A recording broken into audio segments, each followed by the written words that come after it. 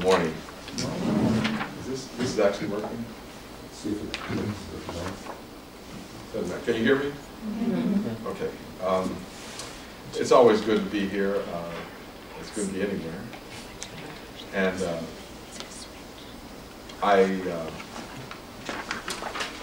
this occasion gives me an opportunity to reflect on a number of things, a number of issues that I've been involved with. So it gave me an opportunity to reflect on a number of things, and I like to reflect. The older you get, the more you want to reflect on how you came to be who you are. And one of the things that I made it, oh, cool. Still getting That's what the PhD is for. If you live long enough, you can do almost anything. That's true. And so thinking about what I wanted to say, I want to think back a little bit historically and to weave in how I kind of came to be where I am. In 1965, I was working as an engineering psychologist at the Franklin Institute Research Laboratories in Philadelphia. And I read a piece in the New York Times Magazine by Kenneth B. Clark about the How You Act project. And I read that and I thought, wow, that is fantastic. Here's the New York Times, they're writing about stuff that I care about and think about. And boy, it would be great if I could somehow, some way, someday do something like that. And at that point I applied to graduate school. How You Act became Dark Ghetto, if you're familiar with Clark's book. But in reflecting back on Ken Clark and his inspiration for me to do what I do, I subsequently was able to think about the Brown versus Board of Education decision. And in my later years, the thing that really stands out about it, I think for us in social policy, is that the Supreme Court, in overturning the Plessy versus Ferguson decision in 1896, that separate but equal did not violate any constitutional rights. The Supreme Court in 1954 rejected that claim. And the basis for that rejection was in part what they called modern authority. And modern authority was the social psychological research that included Ken and Mamie Clark's work and other work that said enforced racial segregation was inherently unequal. And that notion of modern authority is, I think, ultimately who we are.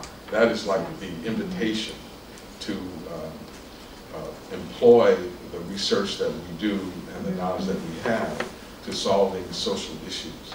And the social issues that we are addressing are, I think, increasingly the issues of diversity. In 1954 was basically blacks and whites, and you could have a contact hypothesis that just put people together and things, well, it's not quite simple yet, but things can improve quickly. But now, in my view, the challenge of diversity is that it's not always about animosity and discrimination. The more diverse you are, the more you have inherent conflicts among people who have different backgrounds, different goals, different needs, different capabilities.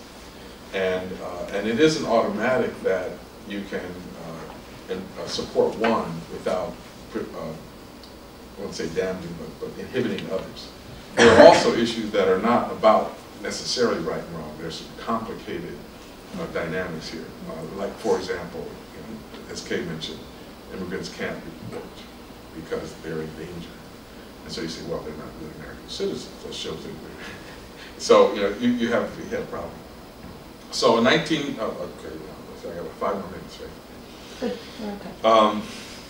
So 1972, I wrote the first edition of Prejudice and Racism, and the thing that I didn't, again, know what I was doing. I don't know how to write a book. So I put a piece of paper in a typewriter and started typing, and 2 years later I had a book, but I didn't know kind of where I was going when I started. But the point that I was making there was that racism and prejudice are not limited to what's in our heads as individuals. that there's a complexity to it that involves institutional practice and cultural values and ideas. And that when you put all that together, you really have a more complex mosaic than the simple kind of bigotry that we think we just put people together, they get to know each other, things will be better. I'm not saying that's not true or can't be true, and we have a lot of good evidence now that it is true, but there are lots of other issues that does not address. So there's a broad, a multi-level kind of analysis that I think is required to link up what happens in people's heads and hearts with what we do as a people, as a society, kind of institutions we create and how we make them work or how we support them. And putting all that together is really the challenge. And writing policy that allows us to integrate across those levels is really a difficult challenge. And so your task is daunting, but you are the ones to do it, because I think you do have the sensitivity and the training to work at multiple levels. In 1974, the Minority Fellowship Program was funded, and Dalmas Taylor became its first director. And one of the things that Dalmas did in his role as director was to bring APA minority fellows to Washington in the summer to work in congressional offices. So he had the understanding that that kind of policy experience combined with your basic training would broaden the scope of your work and your capacity and potential for influencing policy. In 1999, Dalmas died, prematurely for sure. And growing out of his legacy, the fact that he was a prominent member of SPICY, a past president, really an important figure. Phyllis Katz, who was a very good friend of his, and they did a lot of work together, suggests that we create a special policy program in his name. And that is what we are here memorializing and celebrating. One thing I want to just mention again, the 60s was really a turning point in fundamental ways in American society for a variety of reasons. We know about the Civil Rights Act of 1964, we know about the Voting Rights Act, but I just, in researching for this book, I really came to understand the 1965 Immigration Act really changed what historically had been fear of foreigners, I guess, basically, and then fear of foreigners of color. And the Immigration Act of '65 really removed specifically quotas and prohibitions against immigration for those various groups. And from 65 to 70, immigration numbers doubled. And from 70 to 90, they doubled again. And so now we're looking at 2042 as the year in which there will not be a single racial ethnic group that will comprise a majority in this society. So we become officially a nation of minorities. And my prediction is it's going to be sooner than that, because originally it was 2050, and then it was now 2042, and I'm suggesting that's going to be 2038, and it would maybe be tomorrow. So how do we deal with that? W. Du Bois talked about the 20th century as a problem of the color line, and I think the 21st century is a problem of the diversity challenge. And I challenge you to help us to meet that, to apply your work to it, to understanding these difficult issues. And in the end, I think America becomes a better society.